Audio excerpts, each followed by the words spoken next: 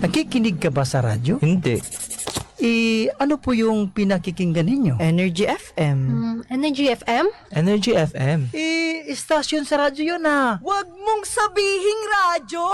Sabihin mo, energy! Energy!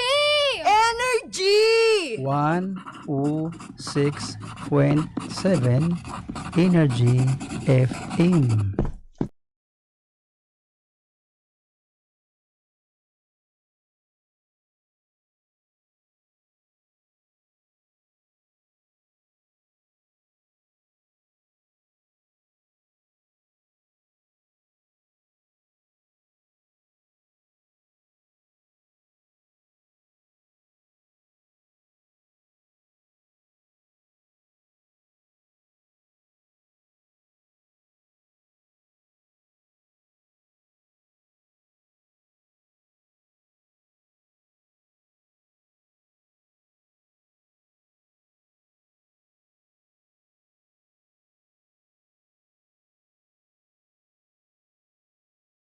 Ng legit na chika, ito na yun! Chika! Walang filter, walang edit. Chika! Hindi ito fake, hindi ito late. Chika ni Sisa!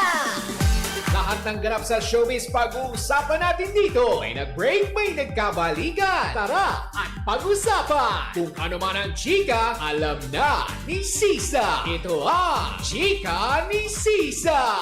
Chika! Ni Sisa! Isang magandang hapon pa rin po, Metro and Mega Manila. We are number 106.7 Energy FM.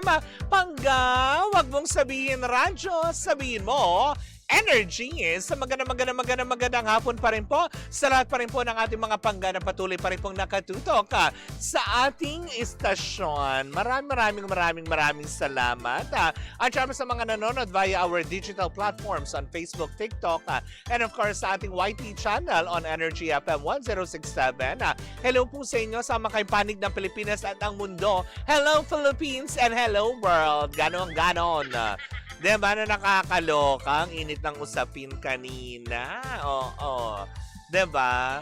Well, malalaman na lang din naman natin yan. Diba? Kung totoo man na ipupush nga ang kasalan, edi abangan na lang natin kung may katotohanan man yung lumalaganap. Wow! Grabe na may paglaganap.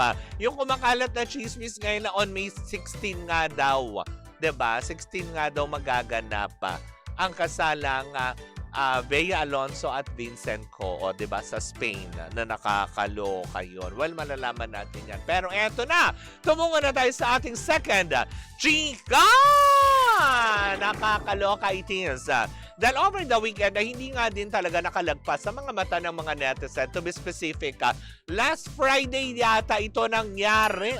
Nakakaloka. Nang mamataan ng mga netizen. Diba, si Catherine Bernardo sa BGC. To be specific, dyan sa may parang yung hot pot. Dyan, Dahil kumakalat yan sa internet ngayon. Yung hot pot na kung saan nga naman na may work yata doon si Catherine. Diba, meron yata siyang sinushoot na isang endorsement ulit.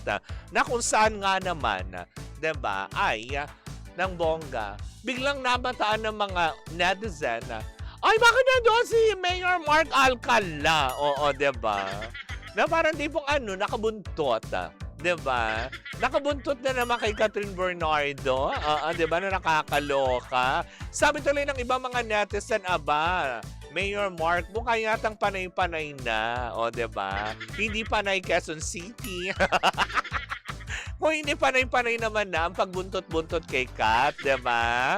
Baka po sabi ng ilan ng mga netizen, baka po nakakaligtaan po ninyo na meron po kayong mga netizens na dapat din alagaan. Hindi lang puro love life. Diba? Kasi nga naman namataan nga ulit itong si Mayor Mark Alcala na muli na naman siyang nasa anino ni Catherine Bernardo. Oo, naiintindihan na namin na happy naman ang mga tao, ika nga, diba, nila. Happy na sila sa kung anong meron kayo. Pero sana lang daw talaga, hindi nakakaligtaan daw ni Mayor Mark yung kanyang mga obligasyon sa kanyang mga nasasakupan sa Lucena. O, diba? Tama ba? Oo, tama. Taga Lucena, diba? Na nakakaloka. Hindi tuloy maiwasan na ikumpara nga daw itong si Mayor Mark Alcala kay Mayor Vico Soto. Uy, wag naman kayo nagko-compare kasi magkakaibang tao naman sila, 'di ba? Kasi nga sabi nga ng ibang mga netizen, buti pa nga daw itong si Mayor Vico kasi nga daw, 'di ba, na hindi muna daw inuuna ang love life. Kumbaga, yung mamamayan muna na kanyang pinagseserbisyuhan, 'di ba? Hindi katulad daw nitong si Mayor Mark Alcala na sinasabi ng mga tao na dahil sa kakabuntot niya kay Catherine, 'di ba? Baka naman napapabayaan niya, baka naman hindi. Siyempre bilang mayor, may mga staff yan, 'di ba? Pero iba pa din kasi yung presensya niya na nandoon siya, 'di ba? Wala naman sigurong masama kasi Friday yon, Friday night. Baka naman nag-day off, 'di ba? Kasi wala naman ng trabaho, 'di ba? 'Di ba? Na tipong kumbaga parang wala naman ng trabaho ng Friday, Saturday, Sunday. Oo nga naman, pwede naman mag-weekend break itong si Mayor. Kaya lang, syempre, 'di ba? Bilang Mayor, hindi lang naman dapat may break time ka, 'di ba? Kumbaga parang 'di ba, na kung Mayor ka, dapat 24 hours din ang serbisyo mo sa tao anytime. 'Di ba? Yung mga ganyan na. Kaya tuloy hindi maiwasan ng mga netizen magsabi na parang, ha? Mayor Mark, nagka-love life ka lang, kinalimutan mo naman po ang inyong mga constituents na, 'di ba? Lalo pat syempre ngayon, alam naman natin, 'di ba, na nagtataasan ang presyo ng kuryente. Hindi pa rin masyadong bumababa ang presyo ng krudo, gasolina, 'di ba? Yung mga ganyang problema ba, 'di ba, ng ating mga nasasakupan. Kaya tuloy hindi rin maiwasan ng iba. Pero may nagtatanggol nga na ano ba naman, bigyan niya naman ng weekend break yung tao kasi baka doon lang talaga nakakabawi si Mark to si Catherine, 'di ba? Kumbaga Monday to Friday nga, baka naman nagtatrabaho yung tao. Huwag naman natin bastang i-judge, 'di ba?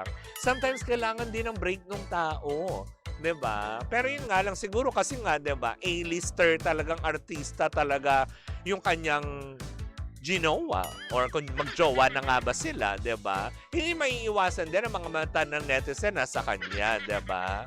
Pero for the first time ulit nakita ko si Catherine on public naka-face mask na ulit, 'di ba? Yung mga ganyan. Baka siguro talaga umiiwas lang.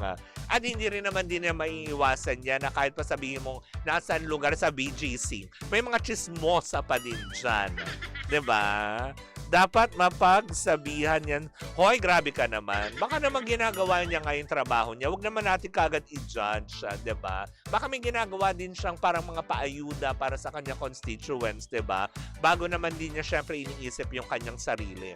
But anyways, 'di ba? Diyan na lang muna ang ating chikahan dahil oting-oti na tayo. Susunod na po si Baby Toby para sa FRC program kung saan nga naman na siksik-liglig na mga tugtugan na naman ang inyong maririnig, hindi ba? Bukas po magkarinig ang magkapanooran naman tayo para sa isang umatigabong chikahan na dala-dala na nag-iisang bakla. Oo, at ako yun. Wala naman bakla na dito, ako lang. Ako po si Kapitana Sisa at ito pa rin ang Chika ni Sisa. Woo, woo, woo, woo! At tuloy-tuloy pa rin po ang ating tugtugan. Dito po lamang yan sa number 106.7 Energy FM. Panggawag mong sabihin radyo, sabihin mo Energy.